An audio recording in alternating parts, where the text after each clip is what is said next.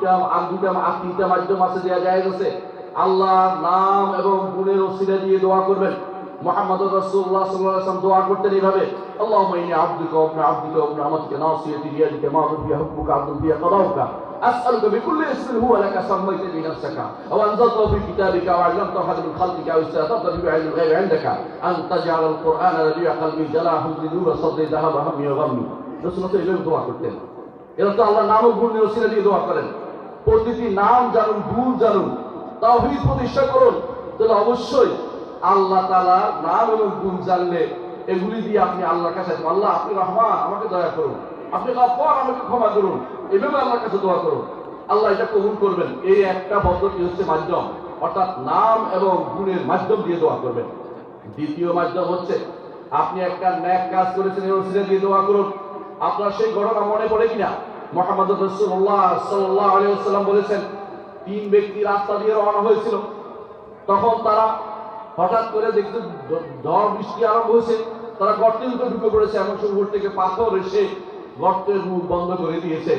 তখন প্রত্যেকে তার নেক আমলের ওসিলা দিয়ে দোয়া করেছে। আল্লাহ তাআলা সেই দোয়া কবুল করে তাদেরকে বের হওয়ার সুযোগ করে দিয়েছেন। তিন নম্বর হচ্ছে একজন ঈমানদার নেককার বান্দার সাথে দোয়া করছে, আপনি তার দোয়ায় শরীক হবেন। এটুকু উপস্থিত জীবিত সক্ষম ব্যক্তির কাছে আপনি একত্রিত হয়ে বললেন, হুজুর আপনি দোয়া করেন আমার সাথে, আমিও দোয়া করছি। এইটা হচ্ছে তিনটা মাধ্যমের বাইরে আর কোন মাধ্যম আল্লাহর দুনিয়াতে আসে নাই। এই বাকিগুলি হচ্ছে মিথ্যা মাধ্যম। কোন ব্যক্তির ওসিলা দিয়ে ইসলামে জায়েজ নাই। কারণ আপনি যদি বলেন অমুক হুজুরের কারণে আল্লাহ আমারে ভালো করে দেন, এটা কেন করবে আল্লাহ তাআলা বলেন? কেন করবেন? আপনি বলবেন আল্লাহ আমি অমুককে ভালোবাসি, আর ভালোবাসা একটা আমল, নেক আমল, এই জন্য আমি আপনার কাছে আসছি, এটা ঠিক আছে। আমি মুহাম্মদুর রাসূলুল্লাহ সাল্লাল্লাহু আলাইহি ওয়াসাল্লামকে ভালোবাসি, রাসূলের ভালোবাসা ঈমান, এই জন্য আমি রাসূলের দিয়ে আপনার কাছে আসছি, ঠিক আছে, এটা কোনো সমস্যা নেই। কারণ আল্লাহ তাআলা শিখিয়ে দিয়েছেন, রব্বানা ইন্নানা আমান্না ফাগফির লানা যুনুবানা। আল্লাহ আমরা ঈমান এনেছি, রাসূলের দিয়ে দোয়া করছি, আপনি আমাদের গুনাহ ক্ষমা করে দেন। আরেকজনের ঈমান দিয়ে পার পেতে পারবেন না। আরেকজন ঈমান দিয়ে পার পেতে যদি হইতো তাহলে আবু তালেব পার পেয়ে যেতেন, ইব্রাহিমের বাবাও পার পেয়ে যেতেন। তারা কেউ পার পাবে না, কারণ একজনের জন্য একজন ইন্ডিভিজুয়াল হিসাব হবে। হাশরের মাঠে আল্লাহ তাআলা বলছেন, ওয়া কুল্লুহুম আতিহি ইয়াওমাল কিয়ামাতি ফারদা। প্রত্যেকে হাশর মাঠে একে একে আসবে, সেখানে কেউ কারো কথা স্মরণ করবে না। আপনি আজ মনে করছেন সন্তানের জন্য অনেক কিছু রেখে যাচ্ছেন, এই সন্তান আমার জন্য হাশরের মাঠে এই করবে সেই করবে, কিছু করবে না। আল্লাহ বলে দিয়েছেন, ইয়াউমা ইয়াফিরুল মারউ মিন আখিহি ওয়া উম্মিহি ওয়া আবিহি ওয়া সাহিবাতিহি ওয়া বানিহি। প্রত্যেকে পালাবে, স্ত্রীও পালাবে।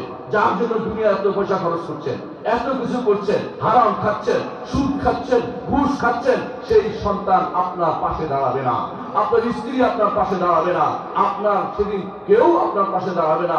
লিকুল্লি ইমরিইন মিনহুম ইয়াওমাইযিন শা'নুন ইউগনি। প্রত্যেকের সেদিন এমন অবস্থা হবে, সে বলবে আমি নিজেকে নিয়ে ব্যস্ত, আমাকে ডিস্টার্ব করতে এসো না, আমি এখন ভয়ে আছি, আমার কি হয় আমি জানি না, আমার কাছে কেউ আসতে পারবে না। সেদিন আপনি পালাবেন। হাশরের মাঠ কি ছোটখাটো জিনিস? হাশরের মাঠ কত বড় আপনি জানেন? হাশরের মাঠ হচ্ছে এই পৃথিবীটা পুরোটা ধ্বংস হয়ে যাবে। আল্লাহ তাআলা নতুন একটা পৃথিবী তৈরি করবেন, বিশাল এক পৃথিবী, যেই পৃথিবীতে কারো উপরে কোনো জুলুম হয় নাই, যেই পৃথিবীতে কারো কোনো সাইন নাই, যেই পৃথিবীতে কোনো পাহাড় পর্বত নাই। সেই বিশাল পাহাড় ভিতরে আপনি আপনার ছেলেকে কোথায় খুঁজে পাবেন বলেন তো? আপনার পীরকে কোথায় খুঁজে পাবেন? আপনার ওলিকে কোথায় খুঁজে পাবেন?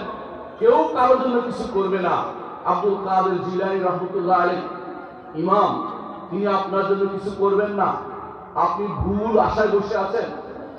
তেমনি ভাবে খাজা মঈনুদ্দিন চিশতি সঞ্জারি রাহমাতুল্লাহ আলাইহি আপনার জন্য কিছু করবেন না। আপনার জন্য হাশরের মাঠে কিছু করবেন না। আপনি আশা করে বসে আছেন, করবেন না। এই আশাটাই হচ্ছে আপনার শিরকি আশা। কারো কাছে আশা করবেন না। ইজা সাআলতা ফাসআলিল্লাহ, যখন চাইবেন একমাত্র আল্লাহর কাছে চাইবেন।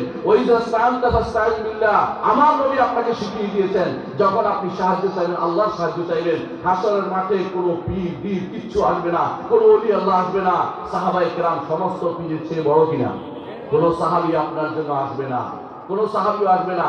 যদি আপনি ঈমান নিয়ে যেতে পারেন, বিপদে পড়ে গেছেন, তখন আপনার জন্য ওই সাহাবী পার হওয়ার পরে, ওই ব্যক্তি পার হওয়ার পরে, পার হওয়া বুঝছেন কিনা, পারো বুঝেন নাই, হাসরের মাঠ থেকে পুলসেরাত দিয়ে পার হইতে জান্নাতে যেতে হবে।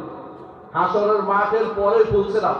পুলসেরাত মানে হচ্ছে জাহান্নামের উপরে বিশাল এক পোল। কতটুকু লম্বা বলতে পারবেন? এখান থেকে কক্সবাজার, কয়েক লক্ষ কোটি কক্সবাজার। এইটা পার হইতে পারলে, যারা পার হয়েছে তারাই শুধুমাত্র তখন সুপারিশ করবে। হাসরের মাঠে কেউ আর সুপারিশ করবে না।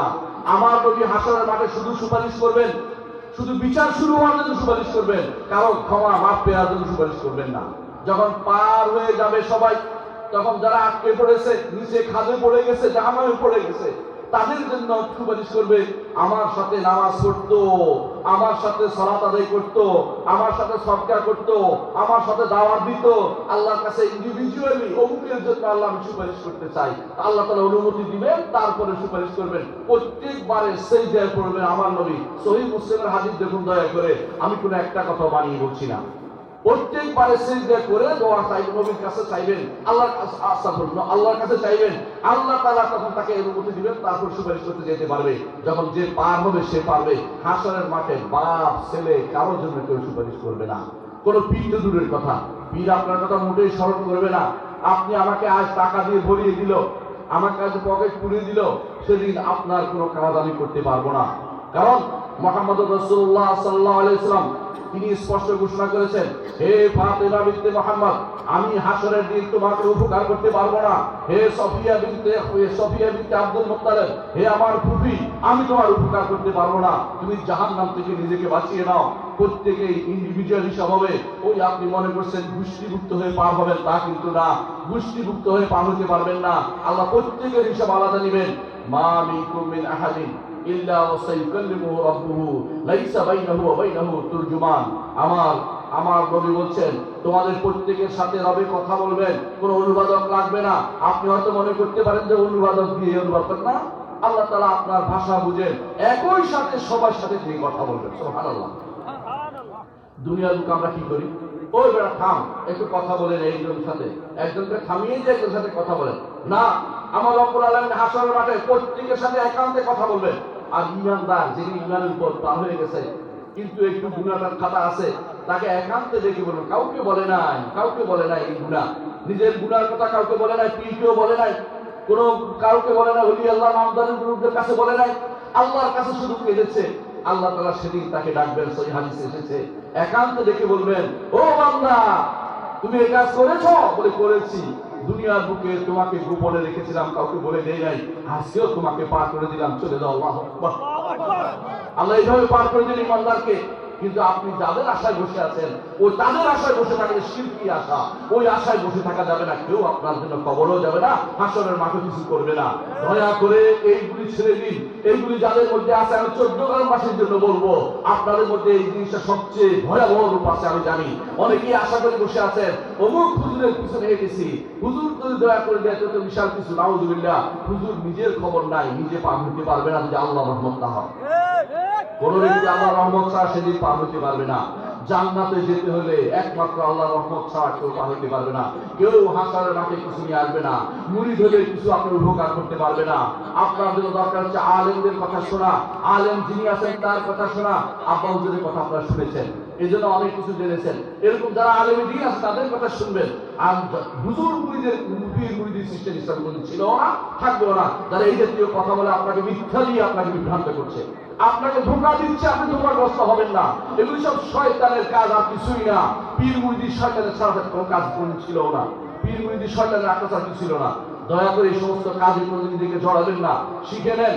আপনাকে কতদিন আর ধোঁকা খাবেন, আপনাকে ধোঁকা দেওয়া হচ্ছে, এরা আপনার কিছু করতে পারবে না। এই কথা আপনার মনে রাখতে হবে সব সময়। আল্লাহ তাআলা কোরআনে কারীম বলছেন, আমি যে আয়াতগুলি পড়ছি এগুলি ব্যাখ্যা করে চলে যাবো ইনশাআল্লাহ। আল্লাহ তাআলা কি বলছেন কোরআনে কারীম শরীফ, আমি আয়াতগুলো অর্থ বলি, আপনারা শুনেন। আল্লাহ তাআলা কি বলছেন, কুল, হে নবী বলে দিন, তাআলাউ আতলু মা হারামা রাব্বুকুম আলাইকুম, আসো আসো তোমাদেরকে তেলাওয়াত করে শোনাবো। আমার নবীকে আল্লাহ বলছেন কুল, বলে দিন, নবী যেন তেলাওয়াত করে শোনায়, নবী যেন তেলাওয়াত করে শোনায়। কি শোনাবে? আল্লাহ